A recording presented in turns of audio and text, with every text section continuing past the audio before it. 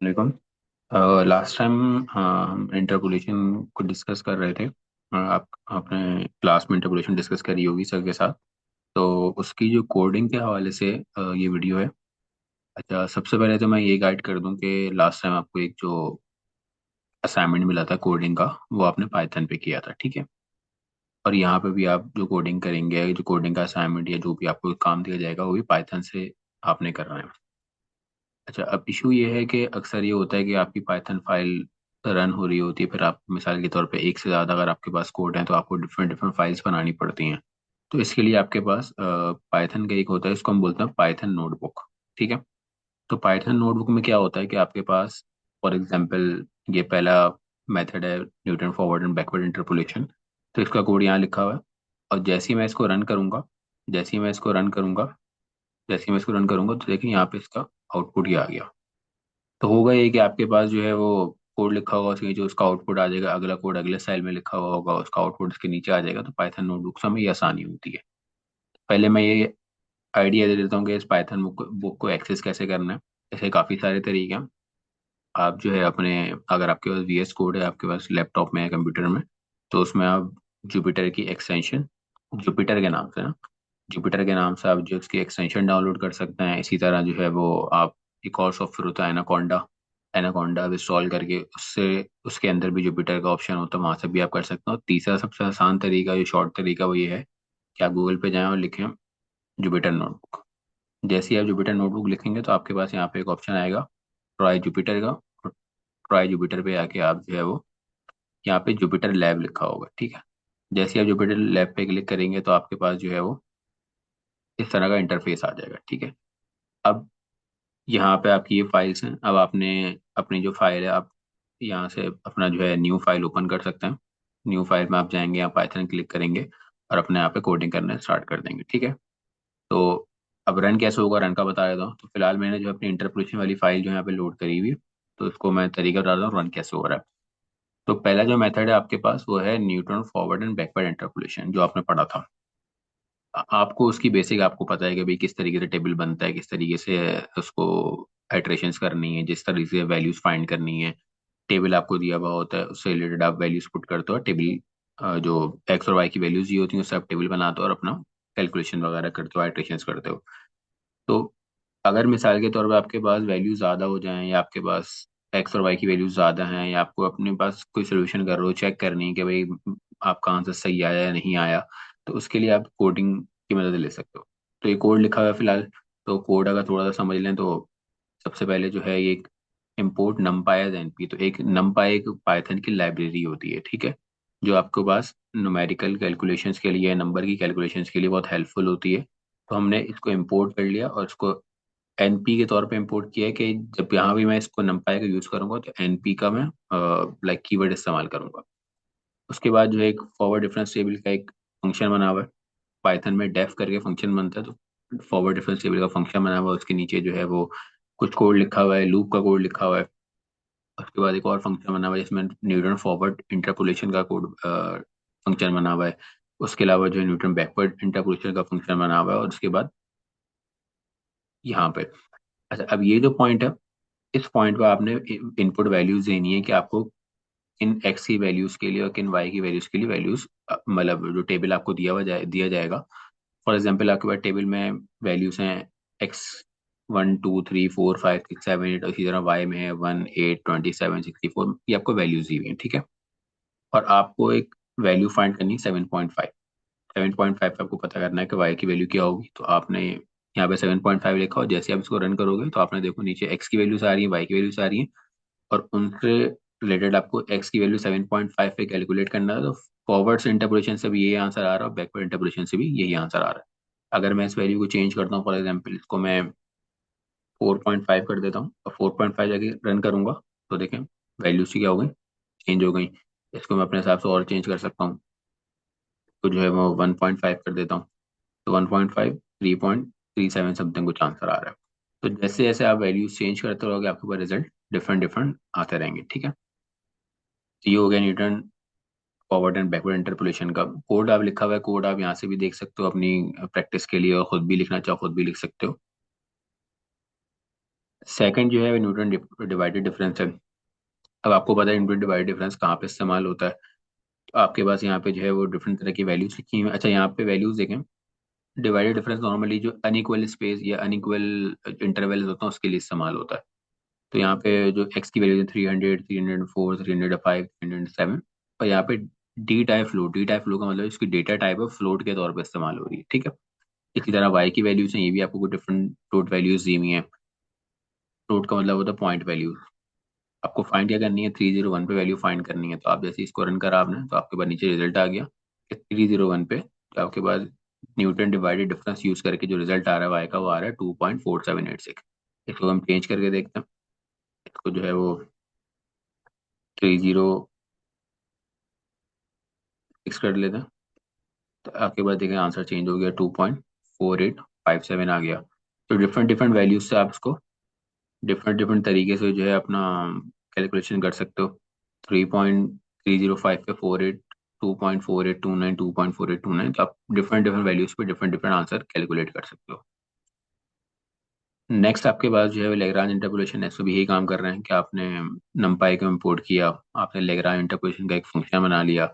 उसके अंदर जो है इनपुट जो है वो एक्स और वाई और वैल्यू है। एक्स आपके पास क्या है, जो आपके पास टेबल में एक्स की वैल्यूज होंगी, जो वाई की वैल्यूज होंगी, और वैल्यू जिसको आपको कैलकुलेट करना है, इंटरपोलेट करना है, ठीक है। तो यहाँ पे आप एक्स की वैल्यूज इनपुट में दे दोगे, वाई की वैल्यूज इनपुट में दे दोगे। आपने एक्स और वाई की वैल्यूज इनपुट में दे दी। इनपुट में देने के बाद आपको वैल्यू का फाइंड करनी है, वन पे कैलकुलेट करनी है। वन जैसे आपने लिखा तो यहाँ पे रिजल्ट आ गया आपके पास -3.0। इसी तरह अगर मैं चेंज करके इसको जो है वो टू करके देखता हूँ, तो टू पे रिजल्ट क्या आ रहा है, 6 आ रहा है। इसको जो है वो मैं चेंज करके जो है वो 5 कर देता हूँ। 5 पे रिजल्ट क्या आ रहा है, 369.00 आ रहा है। तो जैसी वैल्यू चेंज करते हो आंसर जो आपके पास चेंज होते रहेंगे। अच्छा, लेग्रांज इंटरपोलेशन में होता है कि आपके पास जो एक्स की वैल्यूज दी हुई होती है, वाई की वैल्यू फाइंड करनी होती है। इस तरह लेग्रांज इनवर्स में क्या होता है, आपको वाई की दी हुई होती है, आपको एक्स की फाइंड करनी होती है, ठीक है। उसका उलट काम होता है। इसके अंदर भी सेम तरह का कोड है, और इसमें भी आपको एक्स और वाई की वैल्यूज देनी है, और आपको यहाँ पे वाई की वैल्यू गिवन देनी है। तो फॉर एग्जाम्पल मिसाल के तौर पर हमने वाई की वैल्यू 85 दी है यहाँ पे। तो 85 को जैसे हमने रन किया तो आपके पास 85 पे जो एक्स की वैल्यू है वो है 6.3038। मैं चेंज करके इसको 87.9 करके देखता हूँ। 87.9 पे जो आंसर है क्या आ रहा है, 5 आ रहा है। यहाँ चेक भी कर सकते हैं आप कि 5 पे जो आंसर है वो 87.9 ही है। तो यहाँ से ही वेरीफाई कर सकते हैं आपका रिजल्ट सही आ रहा है नहीं आ रहा, कि आपने जो गिवन वैल्यूज हैं उनको पुट करके भी चेक कर लिया कि भाई आंसर मेरा ठीक आ रहा है या नहीं आ रहा। इसके बाद आपके पास जो है Gauss forward and backward method है। गॉस फॉरवर्ड एंड बैकवर्ड का भी कोड लिखा हुआ है। फॉरवर्ड टेबल बनेगा, बैकवर्ड डिफरेंस टेबल बनेगा। उससे फिर गॉस फॉरवर्ड और गॉस बैकवर्ड की कैलकुलेशन होगी। सेम काम आपने करना है कि इसके अंदर आपने जो है वो इनपुट एरेज दे देनी है, और वाई की वैल्यूज दे देनी है। अच्छा, यहाँ पे एरे का एरे लिखा हुआ है। एरे बेसिकली एक लिस्ट के तौर पे यहाँ पे इस्तेमाल हो रही है। तो एक डेटा टाइप होती है जिसमें आप जो है नंबर्स लिस्ट के तौर पे इनपुट में दे सकते हो। तो यहाँ पे एक्स की कुछ वैल्यूज हैं, वाई की कुछ वैल्यूज हैं, आपने इनपुट पे दी हुई, इनकी डेटा टाइप फ्लोट के तौर पे इस्तेमाल हो रही है। उसके बाद जो है जैसे आपको वैल्यू कैलकुलेट जो करनी है 1966 पे करनी है, तो आपने जैसे इनपुट दिया और रन किया इस कोड को, तो आपके पास रिजल्ट क्या आ रहा है, 1960। गॉस फॉरवर्ड यूज करके रिजल्ट आ रहा है 22.3438, और बैकवर्ड यूज करके भी सेम रिजल्ट आ रहा है। इस वैल्यू को अगर चेंज करता हूँ 1955 करके, 1955 करके देखता हूँ, तो रिजल्ट क्या हो गया, 22 पॉइंट, मतलब रिजल्ट चेंज हो रहा है आपके सामने। नेक्स्ट आ जाते हैं। उसके बाद आपके पास स्टर्लिंग फार्मूला था और एक बेसल फार्मूला है। तो स्टर्लिंग के अंदर भी आपके पास क्या है, फॉरवर्ड डिफरेंस टेबल दिया हुआ है, बैक उसके बाद जो है वो डिफरेंस टेबल है, स्टर्लिंग इंटरपोलेशन टेबल है। ये सारी इसकी बैक स्टोरी आप लोगों को पता है, किस तरह की टेबल बनता है, किस तरीके से उसको कैलकुलेशन होती है। तो सारा उसी तरह का कोड लिखा हुआ है। आपको बस इसमें इनपुट देना है। इनपुट आपने क्या दिया, एक्स की वैल्यूज दे दी, वाई की वैल्यूज दे दी, वैल्यू का 12.2 को फाइंड करनी है। अच्छा, इस वाले कोड के अंदर एक और बात ये है कि डिफरेंस टेबल का टेबल ही बन के आ रहा है, कि आपके पास जो है ये एक्स की वैल्यूज हैं, या ये एक्स की वैल्यूज हैं आपके पास। इसके बाद जो है सेकंड उसमें वाई की वैल्यूज हैं। फिर इनका जो है वो डेल्टा वाई वन सब, डेल्टा वाई वाला और डेल्टा स्क्वायर वाई वाला, मतलब सारे कॉलम आपके पास जो टेबल है आपके पास जनरेट होता है वो आपको आ रहा है। तो आप इसको आप अपने आप इस तरह का कोई प्रैक्टिस करी होगी सवाल, तो उसमें भी आप रिकॉल कर सकते हो यार यहाँ पे जो वैल्यूज है मेरी सही आ रही है नहीं आ रही, आप उसको भी चेक कर सकते हो। तो इसमें सेंटर वैल्यू जो आप चूज करते हो वो भी आ रही है, पी की वैल्यू भी आ रही है। और उसके बाद जो है टर्म्स भी आ रही है, पहली टर्म क्या आ रही है, सेकंड टर्म क्या आ रही है, थर्ड टर्म क्या आ रही है, फोर्थ टर्म क्या आ रही है, वो सारी वैल्यूज यहाँ पे आपको सामने दिख रही हैं। और इंटरपोलेटेड वैल्यू, आपने वैल्यू इस इनपुट करिए 12.2 फाइंड करना है। 12.2 जैसे आपने फाइंड पुट करके रन किया इस कोड को, तो आपके पास जो रिजल्ट आ रहा है वो 0.325017 आ रहा है। सेम तरीके से आपके बेसल फॉर्मूला भी है, बेसल के लिए भी आपके पास जो फंक्शंस बने हुए हैं। आपने सेम काम करना है, आपने जो है वो इनपुट देना है। आपने यहाँ से इनपुट वैल्यूज दी और आपके पास ये y25 पे आपको फाइंड करना है इसको। सेम काम किया, ऐसे ही पूरा टेबल आपको बना के कंस्ट्रक्ट करके दे दिया। आपने चेक रीचेक कर सकते हो अपने काम से कि आपका टेबल और ये वैल्यू सेम आ रही है नहीं आ रही। इसके बाद जो है वो पी की वैल्यू भी इसने दे दी। उसके बाद first second third and fourth term भी इसको इसने दे दिया आपको, और आपको जो वैल्यू फाइंड करनी है वो आपने 25 फाइंड करनी है, तो उसकी वैल्यू दे दी। हम चेक चेंज करके भी देख लेते हैं। 25 के बजाय मैं इसको जो है वो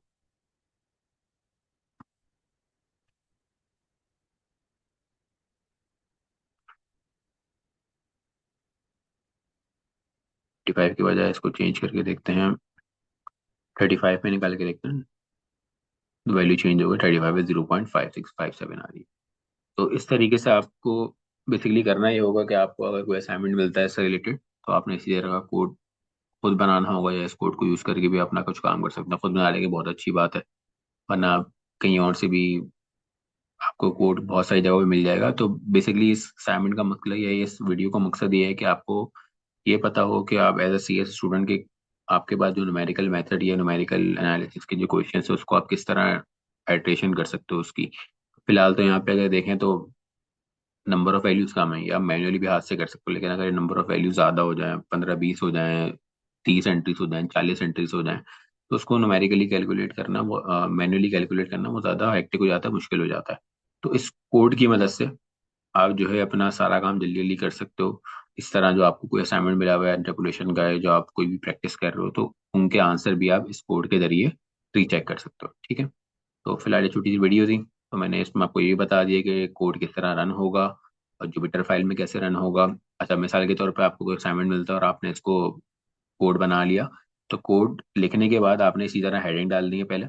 हेडिंग कैसे डालेगी ये भी बता देता हूँ। मिसाल के तौर पर आपको यहाँ कुछ लिखना है, यहाँ पे आपको कुछ लिखना है, आपने यहाँ पे क्लिक किया और यहाँ पे एक ऑप्शन होगा मार्क डाउन का। जैसे ही आप मार्क डाउन पे क्लिक करोगे, फॉर एग्जाम्पल अगर मार्क डाउन करना है तो आप यहाँ पे कुछ भी अपना जो है वो लिख सकते हो। हिसाब लिखिए माई असाइनमेंट। जैसे आप रन करोगे उसको, जैसे आप रन करोगे तो माई असाइनमेंट लिखा हुआ आ जाएगा। आप चाह रहे हो थोड़ा सा इसकी जो साइज है थोड़ा सा बढ़ जाए, तो आप इसके अंदर जो है वो